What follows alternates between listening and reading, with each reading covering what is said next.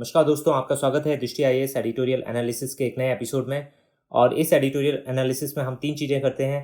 पहला, एडिटोरियल का UPSC syllabus से लिंक स्थापित करना। दूसरा, की पॉइंट समझना एडिटोरियल के। और तीसरा, कोई की कॉन्सेप्ट अगर उस एडिटोरियल में आया है और जो एग्जाम की दृष्टि से महत्वपूर्ण है तो उस पर भी चर्चा करना। तो आइए शुरू करते हैं आज का एडिटोरियल एनालिसिस। आज का एडिटोरियल हमने द हिंदू से लिया है और ये 22 तारीख को आया है। और एडिटोरियल का शीर्षक है फ्यूचर्स शॉक। एडिटोरियल ये बताता है कि तेल की कीमतों में भारी गिरावट भारत के लिए पूरी तरीके से एक अच्छी खबर नहीं है। तो एडिटोरियल का डायरेक्ट लिंक है जीएस पेपर 2 के साथ, जहां इंटरनेशनल रिलेशंस में bilateral, regional and global groupings हैं। और इसमें हम ओपेक और ओपेक प्लस के बारे में भी जानेंगे। दूसरा, क्योंकि क्रूड ऑयल प्राइसेस भारतीय इकोनॉमी को भी अफेक्ट करती हैं, तो ये जीएस पेपर 3 से भी जुड़ा हुआ है। आइए अब देखते हैं एडिटोरियल के की पॉइंट। एडिटोरियल का ये मानना है कि जो तेल की कीमतों में भारी गिरावट है उससे भारत को फायदा तो है, लेकिन पूरी तरीके से फायदा नहीं है। यानी कुछ और मुद्दे भी इससे जुड़े हुए हैं जिनको समझने की जरूरत है। एडिटोरियल कहता है कि 1973 के ऑयल शॉक, जिसमें अरब देशों ने यूएस और अन्य वेस्टर्न देशों के खिलाफ तेल की सप्लाई पर एम्बार्गो लगाया था, उस वजह से रातों रात तेल की कीमत चौगुनी हो गई थी। और अब तेल की कीमतों में जो तेजी से नीचे की तरफ गिरावट आई है, इससे भी वैश्विक अर्थव्यवस्था के लिए गंभीर संकट की स्थिति उत्पन्न हो गई है। यानी कि 1973 में जब प्राइसेस बढ़ी थी तब भी संकट आया था वैश्विक अर्थव्यवस्था के लिए, और अब जब 2020 में प्राइसेस गिर रही हैं, यानी कि भारी गिरावट है, तो भी वो वैश्विक अर्थव्यवस्था के लिए एक बड़ा संकट है। और 1973 के ऑयल शॉक को समझते हैं तो यहाँ $3 पर बैरल से प्राइस बढ़ के $12 प्रति बैरल तक पहुंच गई थी। हमको ये भी जानना चाहिए कि 1 बैरल ऑफ ऑयल, जब हम बोलते हैं कि 1 बैरल ऑयल, तो इसमें करीब करीब 159 या 158.9 लीटर्स ऑयल आता है। ये जानकारी प्रीलिम्स के हिसाब से महत्वपूर्ण है और आपको पता होनी चाहिए। तो 1973 के ऑयल शॉक को देखते हैं। संकट तब उत्पन्न हुआ जब ओपेक के देशों के द्वारा एक एम्बार्गो लगाया गया यूनाइटेड स्टेट्स के खिलाफ। इसलिए हुआ क्योंकि इजिप्ट और सीरिया ने इस दौरान युद्ध डिक्लेयर कर दिया था इजराइल के खिलाफ, और इस युद्ध में इजराइल को सहायता मिल रही थी यूएसए से और अन्य कुछ देशों से। तो इस वजह से जो अरब देश, जो कि ओपेक के मेंबर्स थे, उन्होंने सोचा कि इजिप्ट और सीरिया की मदद के लिए हम एम्बार्गो लगा देते हैं यूएसए और अन्य वेस्टर्न देशों पर। तो अक्टूबर 1973 में ओपेक के मेंबर्स ने एम्बार्गो लगाने का निर्णय लिया और अगले 6 महीनों में ऑयल प्राइसेस चौगुनी बढ़ गई और प्राइसेस हाई लेवल पे बनी रही, जबकि एम्बार्गो को मार्च 1974 तक हटा लिया गया। तो ये था 1973 का ऑयल शॉक। और टर्म हमें पता होना चाहिए, वो है एम्बार्गो। तो एम्बार्गो होता है गवर्नमेंट ऑर्डर के द्वारा रिस्ट्रिक्शन लगाना ट्रेड और कॉमर्स पे किसी देश के खिलाफ और या किसी वस्तुओं पर। तो एम्बार्गो का मकसद होता है किसी भी देश को आइसोलेट करना और उसके लिए मुश्किलें खड़ी करना, जिससे कि जिस मुद्दे पर वो एम्बार्गो लगाया गया है उस पर वो सही रास्ते पे आ जाए। एडिटोरियल में बताया गया है कि सोमवार यानी कि 20 अप्रैल को West Texas intermediate US crude के मई फ्यूचर्स प्रतिबद्धता व्यापार का मई वायदा 0 से नीचे गिर गया और -$40.32 प्रति बैरल के ऐतिहासिक स्तर पर आ गया। तो 20 अप्रैल यानी कि सोमवार को वेस्ट टेक्सास इंटरमीडिएट, जो कि क्रूड ऑयल का एक प्रकार है। क्रूड ऑयल के टाइप्स भी हमें पता होने चाहिए। तो इसमें एक जो सबसे ज़्यादा या सबसे प्रचलित है वो है ब्रेंट। ये नॉर्थ सी से निकलता है और ये विश्व में सबसे ज़्यादा बेंचमार्क के रूप में इस्तेमाल किया जाता है। यूएस में जो ऑयल प्रोड्यूस होता है उसको वेस्ट टेक्सास इंटरमीडिएट WTI कहा जाता है। ये जो घटना हुई है जिसमें कि क्रूड ऑयल का प्राइस नेगेटिव में पहुंच गया है, ये वेस्ट टेक्सास इंटरमीडिएट उसके साथ हुआ है और वहाँ भी फ्यूचर्स मार्केट। तो हमें फ्यूचर्स मार्केट के बारे में भी थोड़ा आइडिया होना चाहिए। फ्यूचर्स मार्केट में 1 बैरल क्रूड -$40.32, यानी कि जो खरीदार है उसे पैसे दिए जाएंगे विक्रेता के द्वारा कि आप क्रूड ऑयल भी ले जाइए और ये पैसे भी ले जाइए। तो इस तरीके की स्थिति क्यों उत्पन्न हुई है, आइए इसको समझते हैं। तो ये जो नेगेटिव प्राइस है यानी कि नकारात्मक मूल्य, इसका अर्थ है कि सेलर को आपूर्ति किए जाने वाले तेल को रखने के लिए बायर को पैसे देने होंगे, जो कि अपने आप में अविश्वसनीय लगता है। तो इस अभूतपूर्व गिरावट को आंशिक रूप से एक तकनीकी विसंगति यानी कि एक टेक्निकल इशू के रूप में भी देखा जा सकता है, क्योंकि जो फ्यूचर्स कॉन्ट्रैक्ट होते हैं ये मंगलवार यानी कि 21 अप्रैल को समाप्त होने वाले थे। इस वजह से बायर्स को इस तारीख के बाद फिजिकल डिलीवरी लेनी पड़ती क्रूड ऑयल की, जो इस वक्त काफी मुश्किल होता क्योंकि डिमांड और स्टोरेज दोनों का ही अभाव है। तो आइए एक बार फ्यूचर्स मार्केट को देखते हैं जिससे कि ये ज्यादा क्लियर हो। कॉन्ट्रैक्ट क्या होता है? जो फ्यूचर कॉन्ट्रैक्ट है ये एक लीगल एग्रीमेंट होता है खरीदने का या बेचने का एक पर्टिकुलर कमोडिटी को एक प्री डिटरमाइंड प्राइस यानी पहले से निर्धारित पूर्व निर्धारित प्राइस पर एक स्पेसिफिक टाइम में फ्यूचर में। तो एक फ्यूचर कॉन्ट्रैक्ट में 4 चीजें हो रही हैं। आप किसी भी वस्तु को खरीदने या बेचने का फैसला करते हैं एक पूर्व निर्धारित कीमत पर, एक पूर्व निर्धारित समय पर जो कि फ्यूचर में होगा यानी आपसे कुछ महीने आगे या कुछ दिन बाद। और फ्यूचर कॉन्ट्रैक्ट्स स्टैंडर्डाइज होते हैं यानी कि इनमें कोई कस्टमाइजेशन की पॉसिबिलिटी नहीं होती है और इनके जो नियम हैं वो फ्यूचर्स एक्सचेंज डिसाइड करता है कि क्या होंगे जहां इनकी ट्रेडिंग होती है। और जो बायर होता है फ्यूचर कॉन्ट्रैक्ट का वो ये ऑब्लिगेशन लेता है अपने ऊपर कि वो खरीदेगा या रिसीव करेगा जो भी अंडरलाइंग एसेट होगा जबकि फ्यूचर कॉन्ट्रैक्ट एक्सपायर हो जाएगा। तो यही हुआ कि जब क्रूड ऑयल के जो फ्यूचर्स कॉन्ट्रैक्ट हैं मई महीने के वो एक्सपायर होने वाले थे और कई सारे स्पेकुलेटर्स जैसा कि किसी भी ट्रेड में होते हैं, तो ये स्पेकुलेटर्स वो थे जो कि सिर्फ स्पेकुलेशन करने के लिए मार्केट में आए हुए हैं। इन्हें क्रूड ऑयल को खरीद के यूज़ नहीं करना है, इन्हें सिर्फ उसके जो प्राइस में अंतर आता है उसका फ़ायदा उठाना है और प्रॉफिट कमाना है। तो ऐसे लोग फंस गए कि उन्हें जब वो कॉन्ट्रैक्ट एंड हो जाता तो उन्हें फिजिकल डिलीवरी लेनी पड़ती। और इस समय क्रूड ऑयल की फिजिकल डिलीवरी में जो संकट था वो ये था, एक तो डिमांड बहुत ही कम है, दूसरा स्टोरेज बिल्कुल अवेलेबल नहीं है।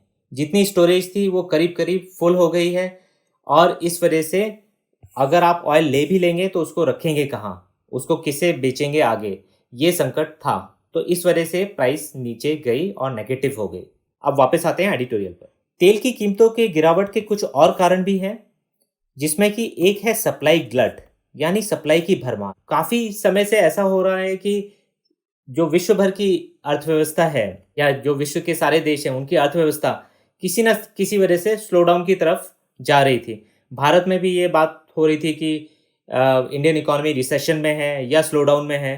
तो इसी तरीके से विश्व के सारे देशों का करीब करीब ऐसे ही हाल था। विश्व के जो 3 सबसे बड़े ऑयल प्रोड्यूसर हैं उसमें आते हैं यूएस, सऊदी अरेबिया और रशिया। तो सऊदी अरेबिया और रशिया के बीच में एक प्राइस वॉर और मार्केट को लेके वॉर चलती रही है। इस वजह से दोनों ही देशों ने कोशिश की है कि ज़्यादा से ज़्यादा तेल मार्केट में लाएं और कम कीमत पे लाएं जिससे कि वो मार्केट कैप्चर कर सकें। तो इस वजह से भी एक सप्लाई की भरमार हो गई है पूरे मार्केट में। और दूसरा जो सबसे महत्वपूर्ण कारण है वो है कोविड-19 की वजह से खपत में लगातार गिरावट। डिमांड बिल्कुल ख़त्म हो गई है क्योंकि ग्रेट लॉकडाउन चल रहा है विश्व भर के देशों में और इस वजह से क्रूड ऑयल की डिमांड काफ़ी घट गई है। तो इन दोनों वजहों से मार्केट में क्रूड ऑयल तो है लेकिन उसके बायर्स नहीं है, उसके लिए डिमांड नहीं है। दूसरी बात एडिटोरियल में बताई गई है कि आउटपुट कट्स की ज़रूरत है यानी आउटपुट में कटौती की ज़रूरत है।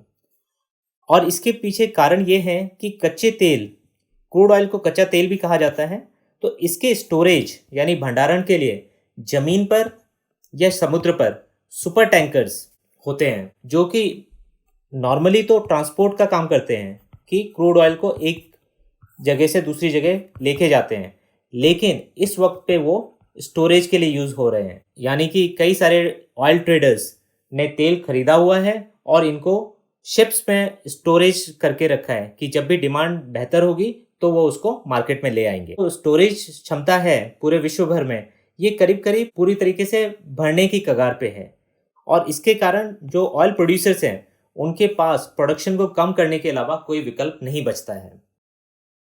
आगे बताया गया है कि सऊदी अरब और भी ज़्यादा कटौती करने पर विचार कर रहा है, जबकि कुछ ही दिन पहले उसने रूस के साथ एक समझौता किया है जिससे उत्पादन कटौती को लागू किया जाएगा और 9.7 मिलियन बैरल प्रतिदिन यानी कि 9.7 मिलियन बैरल्स पर डे की कटौती की जाएगी जिससे क्रूड ऑयल की प्राइस को गिरने से रोका जा सके। और यहाँ हम आगे समझेंगे ओपेक प्लस। तो एक है ग्रुपिंग ओपेक और दूसरी है ओपेक प्लस। इसको हम की कॉन्सेप्ट्स में देखेंगे आगे। आगे एडिटोरियल ये भी कह रहा है कि सभी ऑयल प्रोड्यूसिंग कंट्रीज यानी तेल उत्पादक देशों को ये समझना पड़ेगा कि ग्रेट लॉकडाउन के द्वारा अभूतपूर्व पैमाने पर मांग को नष्ट किया गया है और सिर्फ थोड़ी बहुत कटौती से स्थिति पर काबू नहीं हो पाएगा। तो सारे देशों को ये समझना पड़ेगा कि वो सब इसमें एक साथ हैं और अगर वो सिर्फ मार्केट शेयर के पीछे भागते रहेंगे तो प्राइसेस और नीचे से नीचे जाती रहेंगी। तो इस वजह से बहुत ज़रूरी है कि सारे ऑयल प्रोड्यूसिंग कंट्रीज एक साथ आएँ और कोशिश करें कि डिमांड को दोबारा से रिवाइव किया जाए और प्राइसेस को स्टेबल रखा जाए, जिससे कि कंज्यूमर कंट्रीज को भी नुकसान ना पहुंचे। आगे एडिटोरियल में बताया गया है क्रूड ऑयल के प्राइसेस के नीचे जाने से भारत पे होने वाले प्रभाव के बारे में।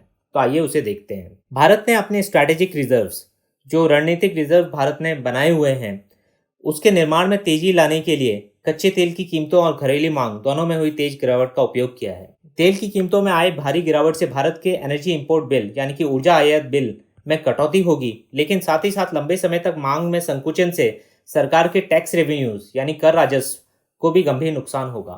तो एडिटोरियल का कहना है कि तेल की कीमतों में जो भारी गिरावट आई है उससे भारत के एनर्जी इंपोर्ट बिल में तो कटौती होगी, लेकिन साथ ही साथ लंबे समय तक मांग में संकुचन जो कि कोविड-19 के इम्पैक्ट की वजह से हो रहा है, उससे जो टैक्स रेवेन्यू सरकार के पास आता है उसमें भी कमी आएगी। इसके अलावा रॉक बॉटम तेल की कीमतें, रॉक बॉटम अंग्रेजी का फ्रेज है, इसका मतलब है कि सबसे धरातल पे प्राइसेस का पहुंच जाना, एकदम ही नीचे पहुंच जाना। तो तेल की कीमतें क्योंकि रॉक बॉटम पे पहुंच गई हैं, नेगेटिव पे पहुंच गई हैं, तो इस वजह से पश्चिम एशिया के उन उत्पादक देशों की अर्थव्यवस्था को भी नुकसान पहुंचेगा जिनसे कि भारत को रेमिटेंसेस भारी मात्रा में मिलता है।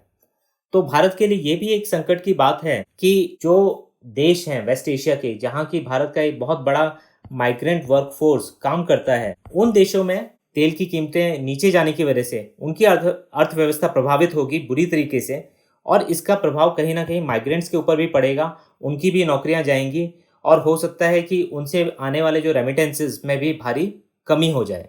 तो ये भी भारत के लिए चिंता की बात है। अंत में एडिटोरियल का ये कहना है कि लॉकडाउन के बाद केंद्र सरकार को इस मौके का उपयोग रिटेल फ्यूल प्राइसेस यानी कि खुदरा ईंधन की कीमतों में कटौती करने के लिए करना चाहिए, ताकि व्यापक अर्थव्यवस्था यानी कि वाइडर इकोनॉमी में गति लाई जा सके। तो बहुत ज़रूरी ये है कि भारत सरकार जो तेल की कीमतों में भारी गिरावट आई है इसका फ़ायदा लोगों तक पहुंचाए, क्योंकि डिमांड कोविड-19 के इम्पैक्ट के चलते काफ़ी दबी हुई है और अगर तेल की कीमतों में कमी आएगी तो इससे इकोनॉमी को मोमेंटम मिलेगा, इससे लोगों को राहत मिलेगी और उनके पास पैसे आएंगे जिसको वो दूसरी चीज़ों की कंजम्पशन में लगा सकेंगे। आइए अब देखते हैं कि आज की कॉन्सेप्ट्स में हम देखेंगे क्रूड ऑयल, ओपेक और ओपेक प्लस को। क्रूड ऑयल को ब्लैक गोल्ड भी कहा जाता है, ये हमें पता होना चाहिए। और ग्लोबल मार्केट जो है क्रूड ऑयल का, वहाँ जो प्राइस क्रूड ऑयल की निर्धारित होती है ये जनरली दो वैरायटीज़ में मुख्यतः होती है। तो एक वैरायटी है वेस्ट टेक्सास इंटरमीडिएरी या वेस्ट टेक्सास इंटरमीडिएट। तो ये वेस्ट टेक्सास इंटरमीडिएट जो है ये यूएस के क्रूड का बेंचमार्क है, और दूसरा है ब्रेंट जो कि ग्लोबली ज़्यादा पॉपुलर है और ये निकलता है नॉर्थ सी से। तो ये आपको नॉर्थ सी के बारे में भी जानकारी होनी चाहिए कि नॉर्थ सी की लोकेशन कहाँ है। तो ये ब्रिटेन के पश्चिम में है। जो वेस्ट टेक्सास इंटरमीडिएट और ब्रेंट है इनमें डिफरेंस है सल्फर कंटेंट का, और सल्फर कंटेंट की वजह से जो क्रूड ऑयल होता है जिसमें कि ज़्यादा मात्रा में सल्फर होता है उसको सार क्रूड कहते हैं, SOUR सार क्रूड, और जो कम सल्फर होता है उसको कहा जाता है स्वीट। तो सल्फर की मात्रा ये डिसाइड करती है कि क्रूड सार है या स्वीट है। अगर कम है तो वो स्वीट हो जाता है, अगर सल्फर ज़्यादा है तो क्रूड सार हो जाता है। तो इसकी कीमत इसलिए कम होती है क्योंकि ये ज़्यादा प्रोसेसिंग की ज़रूरत पड़ती है इसको। तो अगर ब्रेंट का आपको एक बैरल ऑयल लेना है और वेस्ट टेक्सास इंटरमीडिएट का एक बैरल ऑयल लेना है तो इसमें कीमत ब्रेंट की ज़्यादा होगी क्योंकि इसमें सल्फर कंटेंट कम है, ये स्वीट है रिलेटिवली। जो भारत की पेट्रोलियम मिनिस्ट्री है वो एक क्रूड बास्केट यूज़ करती है जिसको कहा जाता है इंडियन क्रूड बास्केट। ये एग्जाम के पॉइंट ऑफ व्यू से बहुत इंपॉर्टेंट है। और इंडियन क्रूड बास्केट में वेटेड एवरेज ली जाती है जिनमें की प्राइस होती है ओमान और दुबई सार क्रूड की जो कि एक बेंचमार्क है, और ब्रेंट स्वीट क्रूड बेंचमार्क की। तो ओमान एंड दुबई इसकी और ब्रेंट की दोनों की वेटेड एवरेज ली जाती है इंडियन क्रूड बास्केट के प्राइस को कैलकुलेट करने के लिए। और जो इंडियन बास्केट की जो प्राइस होती है ये इसको ट्रैक किया जाता है petroleum planning and analysis cell, जो कि मिनिस्ट्री ऑफ पेट्रोलियम के अंतर्गत काम करती है। तो पीपीएसी इसको ट्रैक करता है। और जो इंडियन क्रूड बास्केट है इसका मेन पर्पस ये है कि ये इंडिकेटर है क्रूड प्राइस का जो इंपोर्ट भारत में हो रहा है, क्योंकि भारत विश्व में तीसरा सबसे बड़ा इंपोर्टर है क्रूड ऑयल का।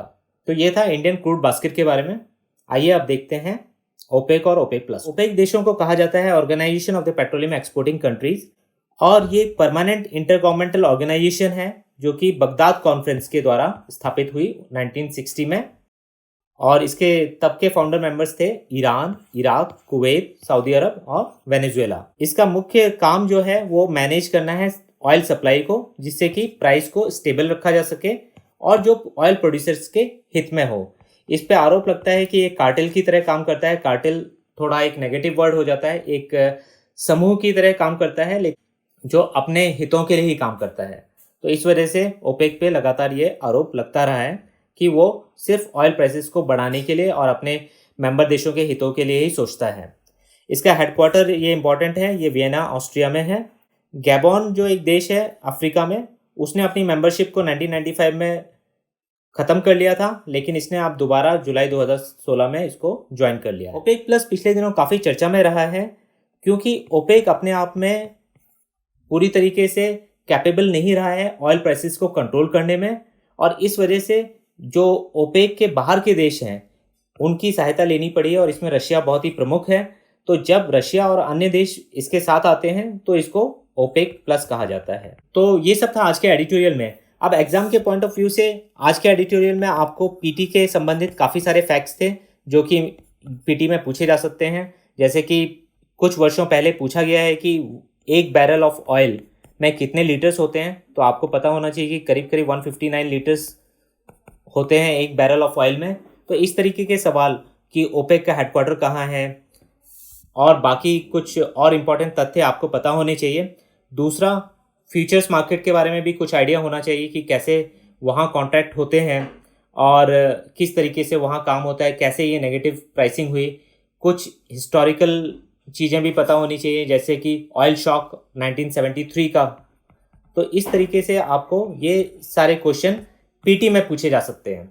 बाकी मेंस में ओपेक के ऊपर ऑयल प्राइसेस और डिमांड को लेकर, ऑयल प्राइसेस का या क्रूड का वर्ल्ड इकोनॉमी में रोल, जब क्रूड की प्राइसेस बढ़ती हैं तब भी विश्व की अर्थव्यवस्था के लिए संकट पैदा हो सकता है, और जब ये बहुत ज़्यादा गिरती हैं तो भी विश्व के लिए कैसा आर्थिक संकट पैदा हो सकता है। तो इस तरीके के सवाल आपको पूछे जा सकते हैं और आपकी तैयारी होनी चाहिए।